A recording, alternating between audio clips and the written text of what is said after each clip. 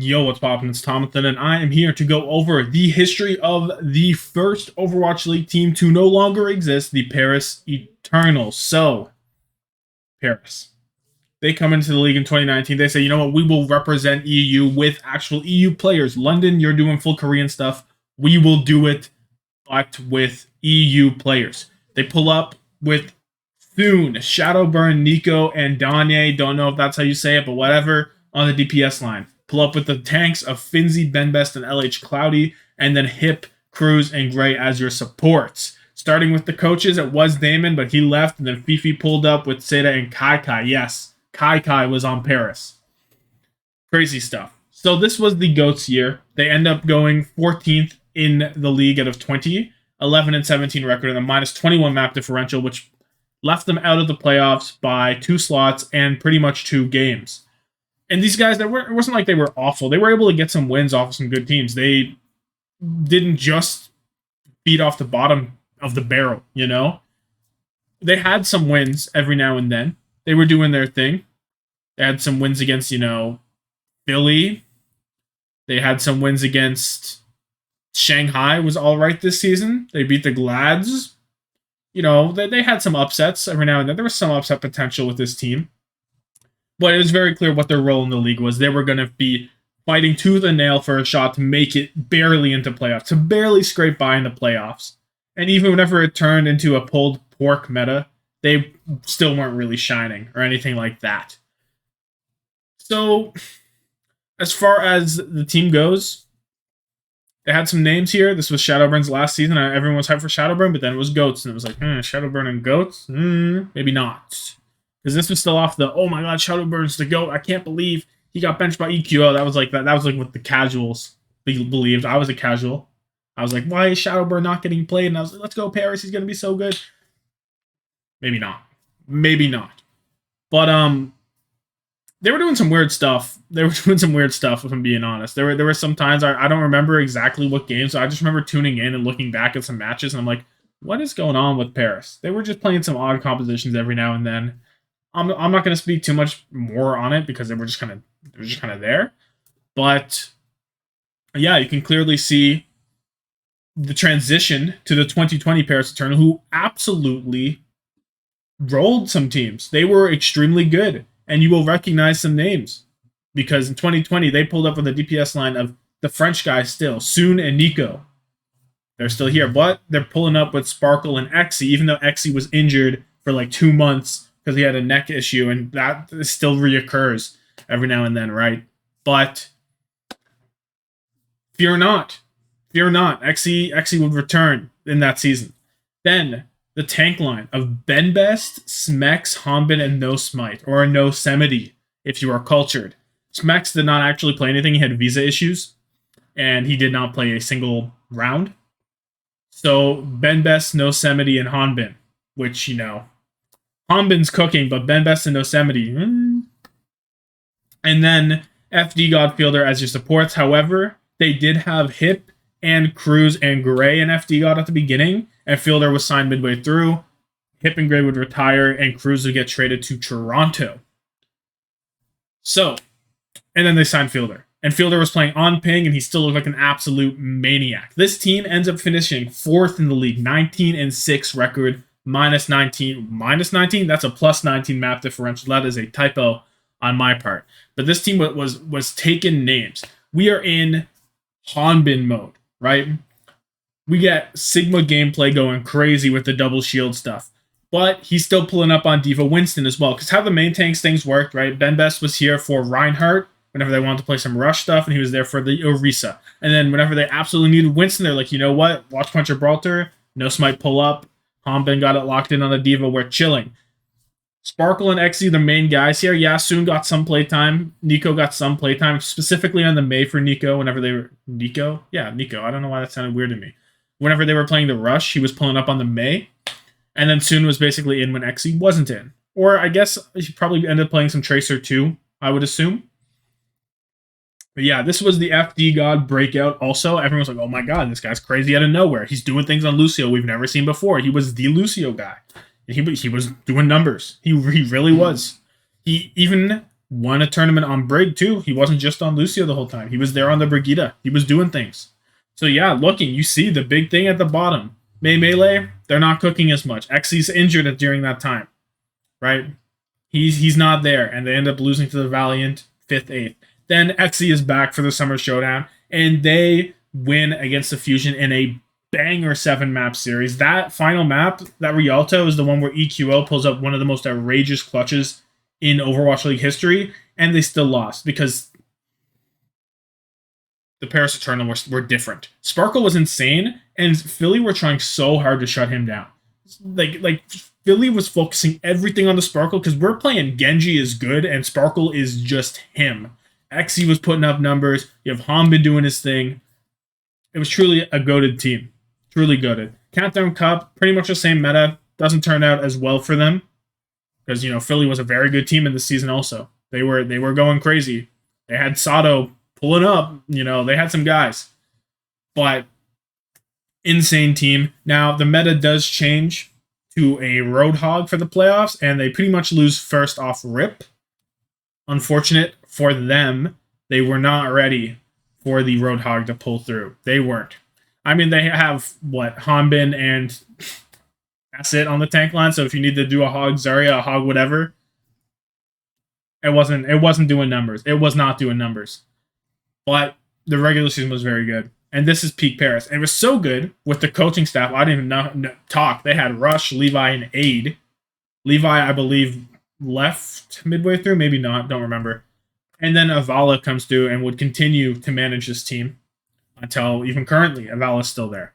But yeah, so this team did so well that Dallas Shield looked at it and they were awful. And they were like, you know what? I like that. And they're like, Element Mystic, pull up. So they pull up. Sparkle's gone. Xy is injured, so he's not pulling up. But he did numbers for being probably not 100% in that back half of the season. So shout out to him. They pull up with Hanbin Fielder, and they say, you know what, I don't care about anyone else. They're all gone. And Paris is like, you know what, we just made bank off Element Mystic. We are big chilling right now. Let's go back to EU fully. And let's also forget about the French players, because we will. Okay, Paris, sure. Maybe some of them were tired. I don't entirely remember. But probably for the best, I would expect. So they make their bag. They go on to 2021, and they pull up they pull up at the end having Naga, Onigod, Suna, Vestola, Dawn, Khan, and Dridro. Originally, they had a Neptuno and Elivote, and then Dridro and Vestola got signed in.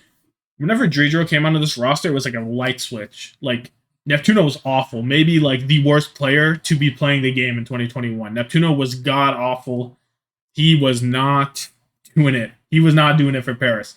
So Dridro pulls through. They get a little bit of French flair. They already had Suna, but they get a bit more French flair going in there.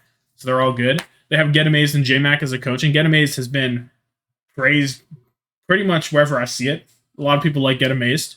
And this roster is not bad. Look, they do go mid. You know what? Okay. I say not bad. They finished 12th, 8 and 8 with a +0. So literally peak mid, except for the placing. But it's a lot better than a lot of people thought. This team was very fun to watch. Onigod was doing numbers. Onigod was really fun to watch. Naga had a pretty good season, which made people kind of hype for them to build onto this roster into 2022. They were like, you know what? This roster was better than expected. There were some good pieces here. Let's see how they expand on it. Wasn't a great expansion. 2022 comes through. They start off with a roster of Naga, Glister, Dawn, Vestola, Dridro, and Khan. That is not how it ended, as you can see. That is not how it ended. Glister left immediately, pretty much. Naga got dropped off right away. After 1 week, they said, you know what, goodbye, Naga. He's got to go. We're bringing in Wub. Didn't really work out. Glister was putting up numbers. I will defend Glister on this team so hard. I do not care. He was doing unreal things on the Soldier in stage 1 of this year. He was trying his absolute hardest on an otherwise struggling Paris team. It was tough. So they basically dropped the whole team. They say, you know what, we're going American now. We're going America. Dove, Wub, Malthel, Cryi, Luke Mino, and Arak Attack. Goodbye, Dridro. Goodbye, Khan. Khan actually got traded to London. He didn't get much playtime, but he did. And it was tough. Get Amazed, not here. I don't entirely know the reason he didn't come back. J-Mac was promoted to head coach. Bostas was here. They finished dead last. One win against, I don't even know who it was against. Probably Vancouver, if I was to guess. I'm going to quickly look. But I'm pretty sure just like one awful win. This team was not good. It was in the first half. It wasn't even the current roster. And as we all know, they're going to Vegas with pretty much the same roster. So no Wub and with Vulcan. So nothing too great there. So yeah, Paris's one win this season was against the New York Excelsior on June 19th. If you're like, I'm gonna watch one game of Owl, see Paris's only win. That'd be a fun one. I'm sure that would be a fantastic one. So yeah, this team, this franchise had a really good peak at one point. Cashed in, was okay, and then fell off a cliff. They did not really improve on their roster. You know what I mean? They didn't really like in a league where 2022, you go into Overwatch 2, everyone else is improving. The rookies are insane. If you keep your roster basically the same, you're not going to succeed. If they had pooled some more EU talent, maybe they found some way to get something in there. I think you need to build on 2021 if you want to actually have a successful Paris franchise. But it felt like from the get-go of this season, they wanted out of Paris. They were ready to leave. They said, we're gone. What it felt like to me. So now we can do a fun little thing where we'll look at the historic stats of these guys. The first thing I noticed is Xe is doing the Lord's work on the Widowmaker, the Cassidy, whatever this is. This 11 hours, 12 hours almost, 1.8 solo kills per 10 is insane. He's doing things. 2 hours of Suna, 1.3, not bad. Oni God, 14, 15 hours, 1.1, pretty good. You get Fielder at the top, as he should be. Glister putting in numbers per 10. I'll get to the historic ones after. Soon's there's too. Sparkle. Not bad, not bad. Hombin's not quite as dumb. Like, Hombin's still very good, but I don't think it was as good as his like current season that we just saw. But it was very, very good. It was very good. I don't know if I want to call him like elite at this point, but very close to it, very, very close to it. And then looking at the all times, Soon will go down as the most final blows for Paris Eternal ever. No one can beat him. Nobody can beat him. And then Hanbin, and then Finzi, surprisingly. Did not expect to see Finzi here. Interesting. Final blow to death ratio, Xe and Sparkle will be holding that because, of course, they are. Eliminations also soon. Hero damage also soon. And healing will actually go to Khan. Fielder was very close. Very close. Give him 2 more games, he's there. Give him 1 more game, actually. He's there. So, Soon, retire his number. Maybe you retire Soon's number. Is he the only player that played 2? Actually, is he the only player that played 2 seasons on this team? He is, right? He's the only player that played 2 full seasons. And Nico. Him and Nico and Bembest. They all pulled through for a full 2 seasons. Damn, that's crazy. But anyway, let me know anything else I missed. It was kind of surface level, to be honest. I didn't go too in-depth on it because this is like a trial run for Philly whenever I do Philly. I don't know if I like this format. We'll see what I do with Philly. But anyway, yeah, let me know your thoughts. Let me know anything I missed. Let me know any fun facts for Paris. Any Paris heads? Maybe. Have yourself a good one, and deuces.